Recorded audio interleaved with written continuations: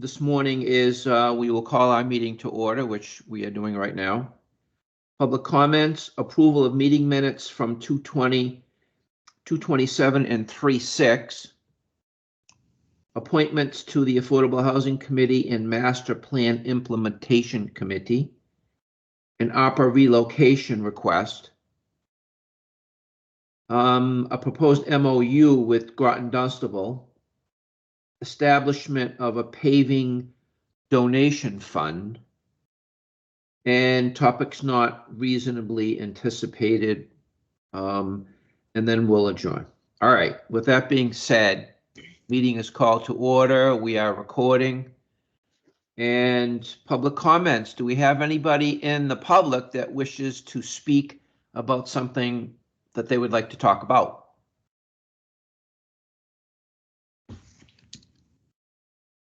All right, hearing none. I just want to make sure that they know how to unmute. I don't know if we have any way to do that, but there's nothing in the chat, right? There is nothing in the chat. All right. And yeah, so public comments closed. Approval of meeting minutes 2:20, 2:27, and 3:06. Do we have a motion to approve or discussion? I'll make a motion to approve the minutes from February 20th, February 27th, and March 6th as drafted. Second. All in favor? Aye. Aye. Aye. Appointments, Affordable Housing Committee and Master Plan Implementation Committee.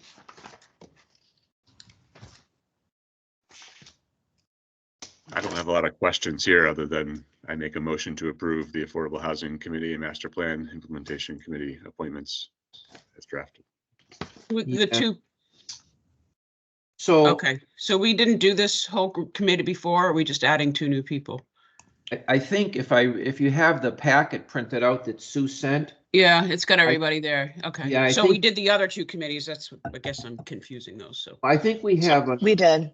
we have a request for, if I'm wrong, and she's with us right now, Kelly Escalada.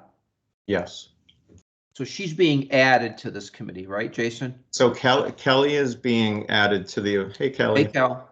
Morning, Kelly. Kelly's being added to the Affordable Housing Committee as a new member to the Affordable Housing Committee. The board created the Master Plan Implementation Committee with slots, basically how the master plan identified the committee. So with representatives from a variety of different boards and committees. So we included this on here just in case, but the way you could do it one of two ways. You've already kind of defined the committee and the committees that had representation on it. Mm-hmm. So that, in my mind, could be sufficient, to be honest with you. If you want to, you can appoint these specific members that have been recommended by the individual committees, if that makes sense. So it's up to you. We included it, but I think you're fine either way, to be honest. So Kieran, aren't you covering that affordable housing one? So I'm on the affordable housing, but I don't see my name on the Master Plan Implementation Committee list. The board's already appointed you. Oh, Last meeting we appointed. Okay. It's like House of Cards here. Yeah. Okay. Remember all the different committees. All right. So I second the motion. Yeah, we're good. Okay, so hang on for a second. All right. Hey, Jason, when I'm looking at the Master Plan Implementation Committee, yep. I've got Leo, Catherine, John O'Brien, Joe, Alan, Chase, Ann Davis, Mike Martin, but I do not see Karen on this list. He was appointed previously. Which is this list right here. Correct. He was appointed at your last meeting, Ron. Okay, so this is our current members, but not complete. So it's our newest appointees. Are these okay? So when my point with this discussion is, we're going to have a motion to put Kelly onto affordable housing, And then are all these members, the members that are going on master plan implementation? Though, yes, those are the representatives that have been selected from each board and committee that have, that are to serve on the master plan implementation committee. But at this point, they're not on the committee because we haven't appointed them, right? Right. Okay, so we're gonna need a motion here to appoint Kelly to the Affordable Housing Committee, and then we're gonna need a second motion to add all these individuals to the Master Plan Implementation Committee. Or we could just do it as a motion of appoint, as Kieran said, is appointing these, the way the motion reads to. Yeah, I don't know that, I don't have I don't have the motions with me, they're not here, but. Okay, So Kieran, do you want to revise your motion? So my motion would be to appoint the Affordable Housing Committee, Kelly Escalada, and then the 7 names for the Master Plan Implementation Committee, starting with Leo Tomatech, Catherine Erzik, John O'Brien, Joe Volchek, Alan Chase, Ann Davis, and Mike Martin as drafted. Do we have a second?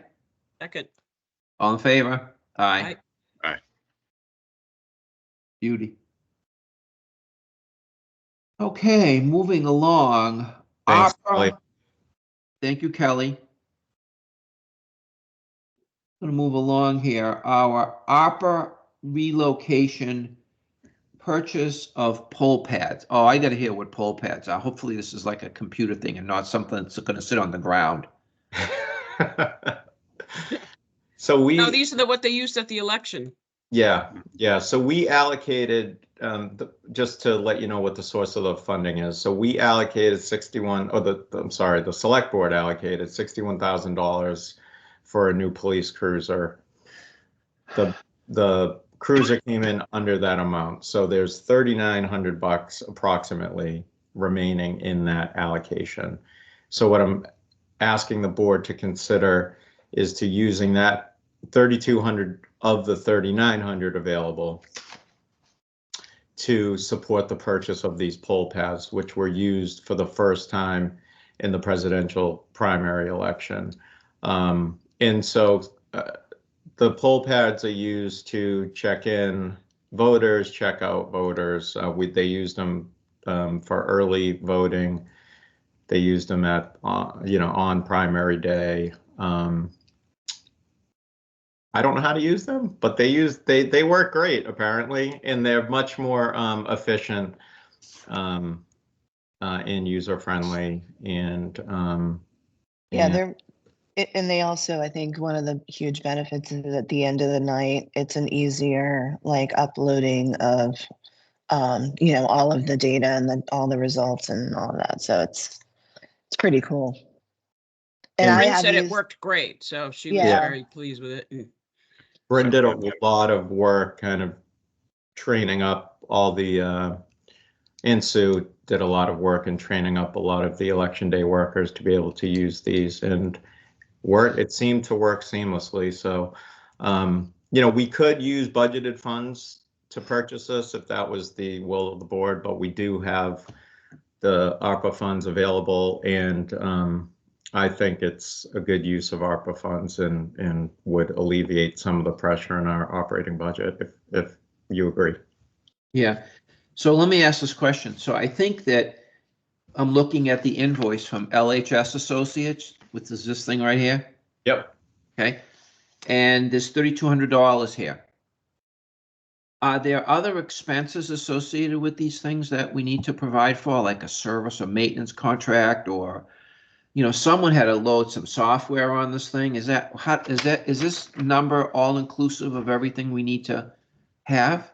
For the time being, but I do think there will be much less than this, but just similar to LHS when they come out and service our other election equipment, that there is likely to be some annual routine cost, but nothing that can't be covered by our existing operating budget. Okay, and then lastly, because I'm just looking at this, we bought 2 of these things, right? Yes. And so what happens if one of them stops working? Is that my point with this question is, do we have any redundancy? Because if one of these things stops working, then the inbound election workers are only going to be down to one pad, right? I think the redundancy would have to be going back to old school. Mhm. You know, Yeah, just the that's- paper and pen. Exactly. That is So the you're plan. saying you want to buy a third one, Ron, for the backup? Yeah, Yeah. yeah, that is what I'm saying. Okay. Yeah. So I actually, I like that a point because of how, chaotic the, presidential election that's coming up could be. I don't disagree with sort of having one in the dugout here in case something happens, because we don't want to be that town that all of a sudden went back to paper. But Is that what they're 1,600 apiece? If No, my they're math is 12, they're pretty basic math. $12.75. Yeah. And then there's a thermal printer that they bought, which I think is probably and that may be another issue because thermal printers are like, I don't know, they're not around. I guess my point with this is I think we should pay this bill, Jason, but I think you have enough leftover money. I would encourage, it's not just my decision, but I would encourage having some redundancy here. And I don't know what they use the printer for. I don't. I mean, I don't know what you're printing, but whatever they're printing, they need it, obviously.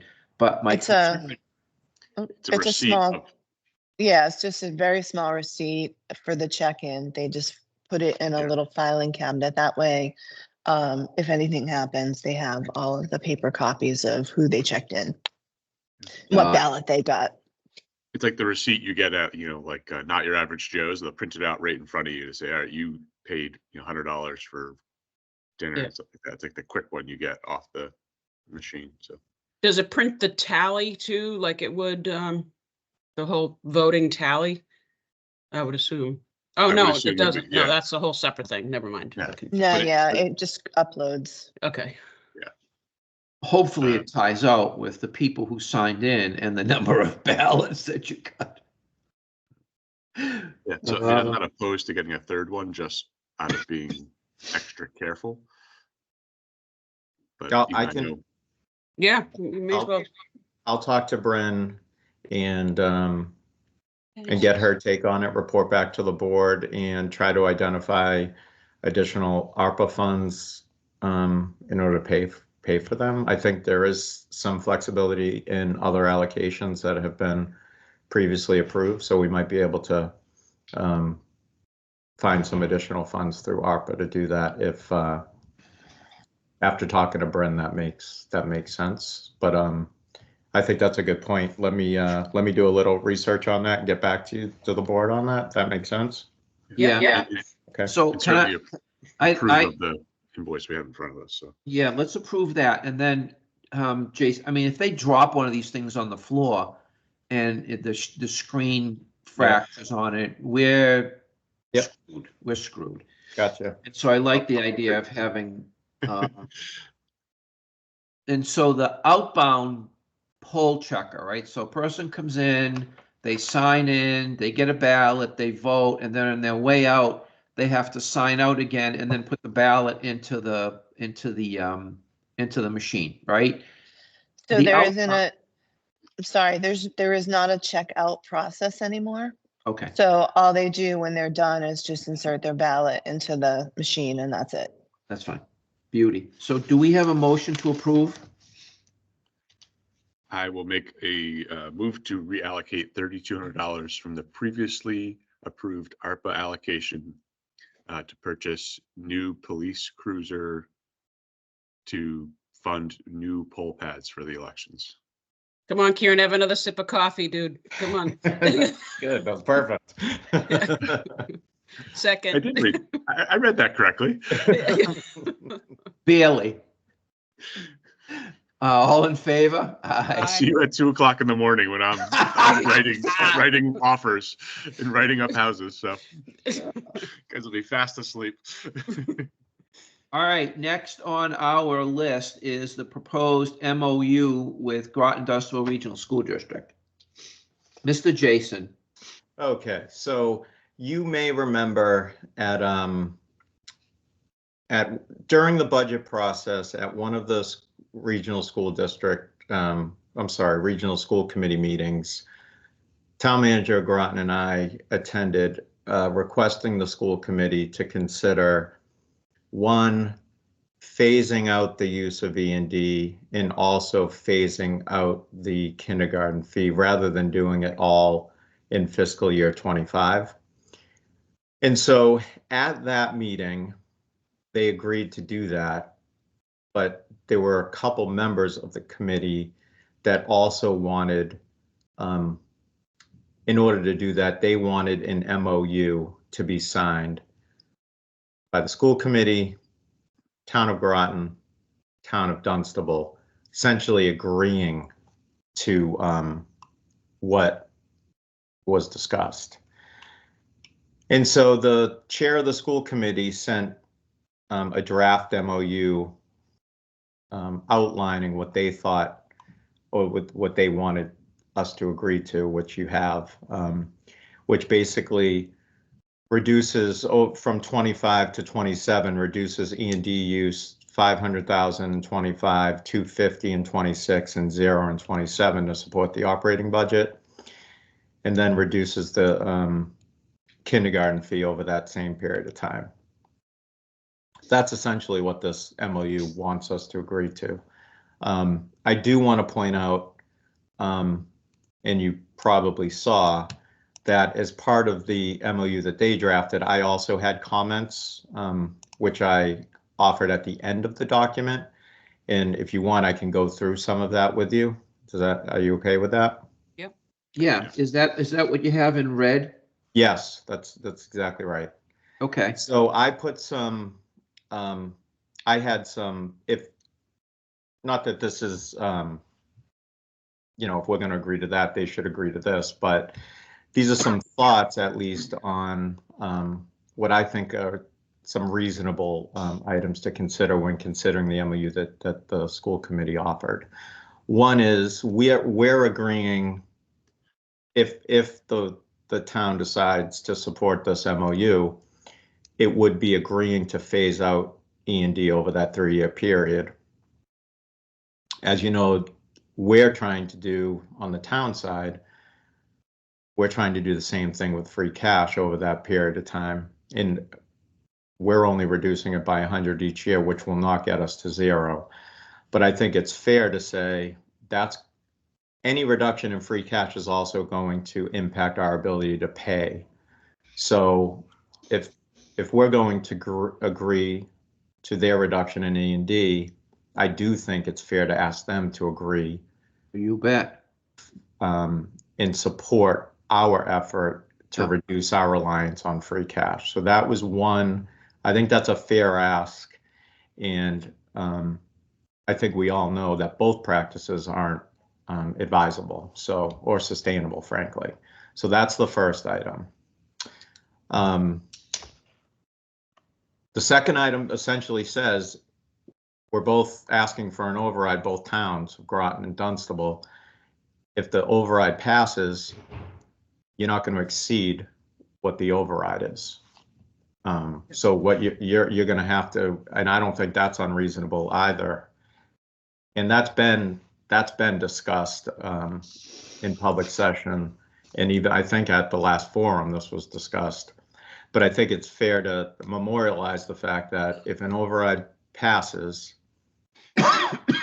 we're all going to stay within the parameters of the override and not come back next year in 2 years and say, oh, we can't make this work, we need another override. So that's the second provision that I added. So I also, the next piece of this essentially says that if the override passes in FY28, all of us will stay, our increases in expenses will not exceed our growth in revenue. And if the override fails, that won't start in FY28, it needs to start in FY25. So that basically says that, you know, if our revenue grows 3.5% year over year. Both the town and the school district will need to stay within those spending parameters. I think that's great. That's another suggested provision we can consider. The last piece is starting in FY28. If they're able to reduce their E&D funds to what this MOU stipulates, then in FY28, what we'd be asking them to commit to is using 50% of their certified E&D funds to offset our capital assessment, which is a legitimate use, as you know, a legitimate one-time expense matched with one-time revenues. So, and at that point, they should have been able to build up a healthy E&D balance to be able to Sustain that. To sustain this. Yeah. And then this last thing, just in case anything goes really, really sideways, I just put that a majority of the parties could waive or modify if necessary. So those were my thoughts after reading the draft that was shared with us. And so I think it's fair. I appreciate you doing this, Jason, because it's really, really important, and it's really highlighting the situation that we're in. And the schools need to work with us. They need to work with both towns to the best that they can in order to allow us to continue to pay for the schools. So we all know we just can't keep doing this. So I mean, I think it's, you know. I didn't mean to interrupt. I was just going to say, I think that, you know, we're all working. We've all submitted a budget that is contingent upon an override, and we're seeking the override because we understand the need. But if it doesn't pass, I think we all need to agree that decimating one side or the other isn't gonna work. Right. So, you know, having some parameters on spending. I think, you know, if this is an avenue that we can start the conversation about that, it might be an opportunity to do that. Yeah. Should there be a clause about, you know, like I know we have that new superintendent coming in. Like, are we holding ourselves to a certain expectation in the event that they want to go a different route, like in decreasing spending with the budget? But you know. Well, this doesn't limit any decrease to the budget. Okay. I think if anything, it's making the point to the new superintendent. It's like, look, we still have a serious problem no matter who's here. It's not who's running the school. It's the way the school is being run. That is what is apparently, you know, in part causing the increase. Yeah. Granted, I know there are fixed costs and whatnot that, you know, this probably no matter who is in charge is going to be able to address. But this isn't saying don't spend less than, you know, than this amount. This is like, don't spend more. Yeah. So. Okay. Yeah, because I believe that the new superintendent supposedly was like, oh, I never go outside the 4% budget guidelines, which. Well, then good. This can hold him to it. Bring it on. Yeah, I mean, he can say whatever he wants, right? And let's see it in action. And if this is providing a guideline to stand behind his words, then even better.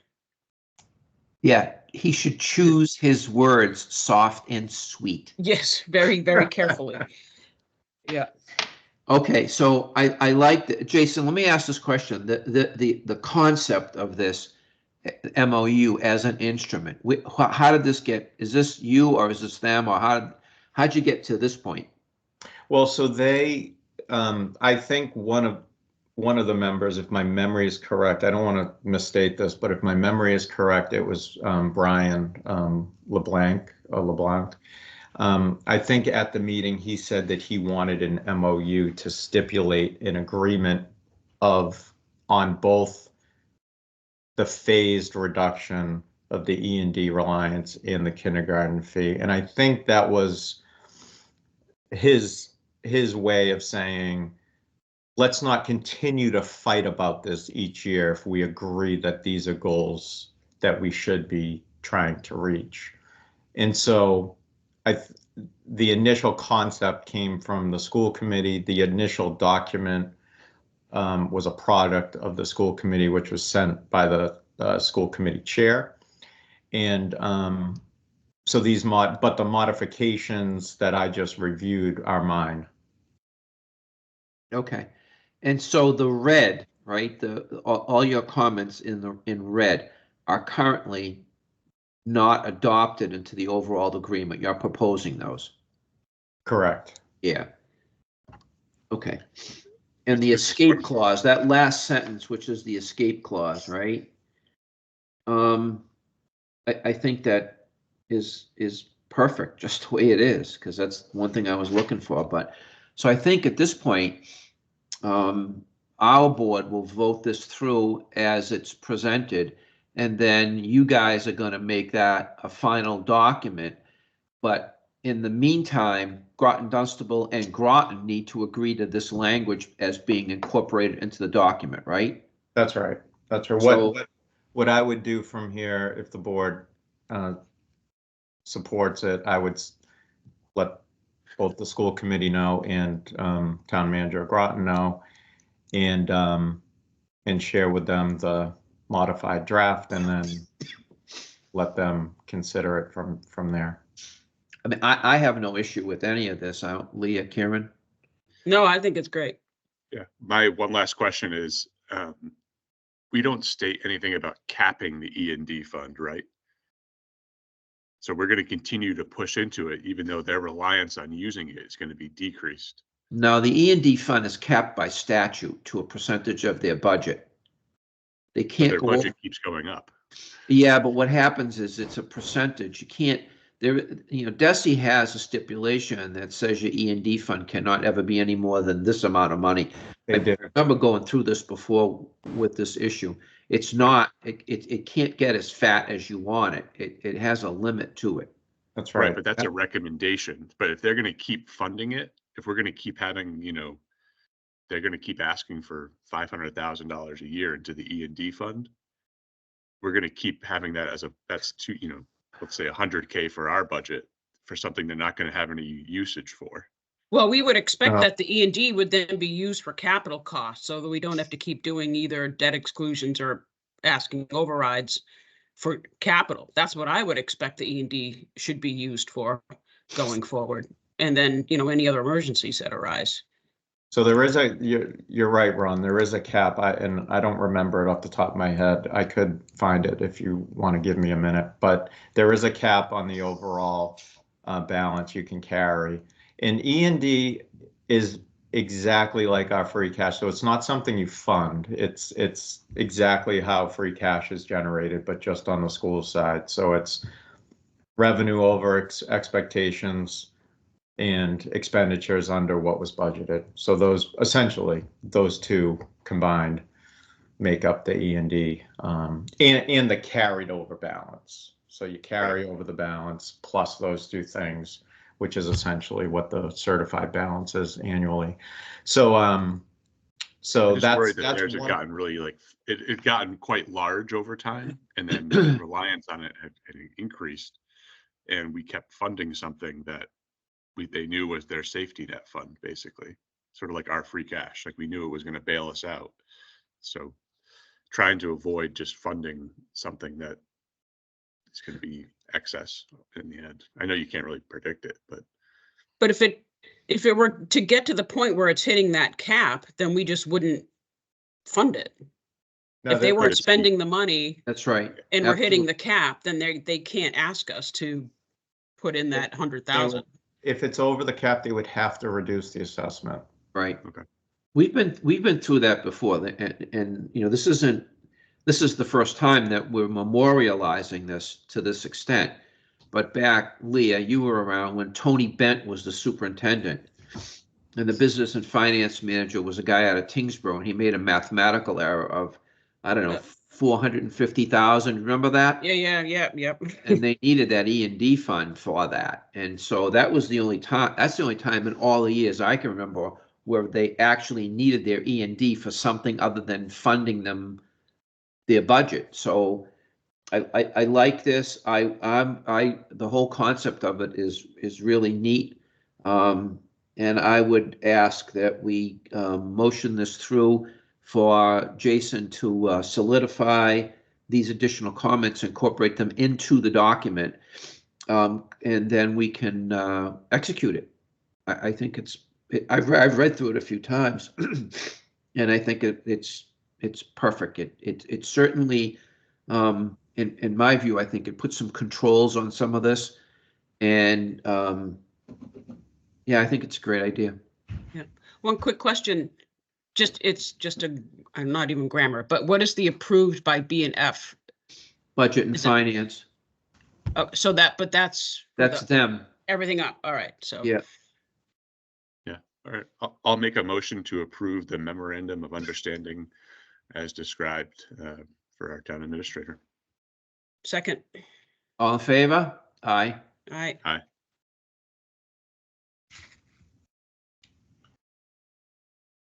Okay, moving along, item 7.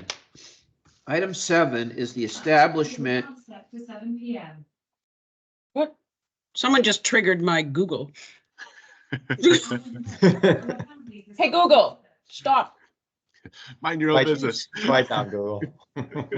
Okay, Google, start Yeah. singing Bette Midler. Jeez.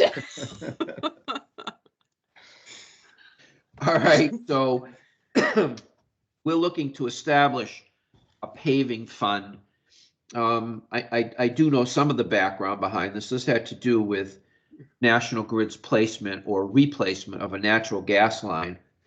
And then we asked them to not pave the road. Jason, can you elaborate on why we did that and what we're going to use with this money? Yeah, that's it. It was Kemp Street, apparently, that Dave Tully worked with National Grid on. And rather than repaving, they've given us a donation of about $70,000. And to make sure that the money is set aside for the purposes of paving, which is the intent of the funds, the town accountant recommended that we create this this donation account where it can sit, so and to be used for paving in the future. And so the use of that money is going to be at the sole discretion of the road commissioners? Yep. Yeah. Sort of like Chapter 90 funds, Yeah, basically. it would be very similar to Chapter 90, although you wouldn't have the restrictions of Chapter 90, so you could use it for smaller, segments of road if they wanted to. I haven't been up there for a while. Karen, is that street in bad shape? They all are. So, Well, I know, but more specifically this one after the excavation work was done with the gas line.